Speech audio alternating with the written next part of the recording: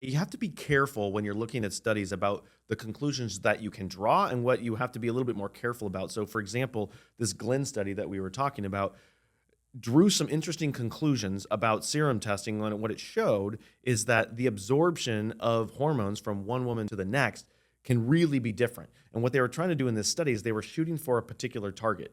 And in this study, they were shooting for a pretty high target. So that drew some controversy to the study itself, which is an interesting debate in and of itself. But what they found is if we shoot for this particular target and we use dosing that tends to get women in this target range, a pretty high percentage of them fall short of that, which means maybe they're not absorbing the hormone as well as we think. So, what that did is it opened up the conversation to people to say, oh, maybe we do need to do some testing to make sure that what I'm intending to do to this woman in terms of hormone replacement is what's actually happening by looking at the lab values.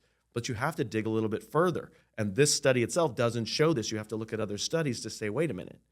If I look at these women and their serum values, and I know that I'm only getting one moment at one point in time, a serum value, represents the amount of time of a serum draw. It's a matter of seconds.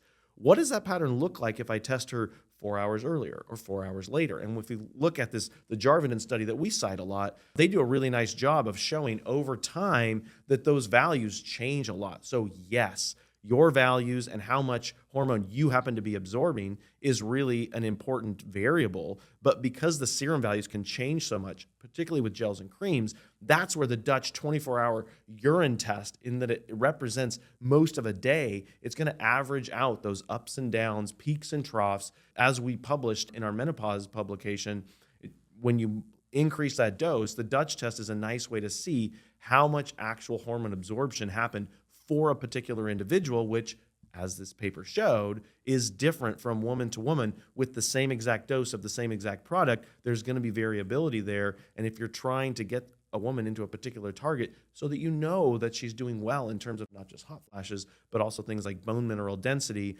that you need a lab value that's going to give you a window into that, or otherwise you're just a little bit blind to how much hormone a particular individual has absorbed. And that's what this study showed, which was really good information. But again, it stirred up a little bit of a debate within the industry.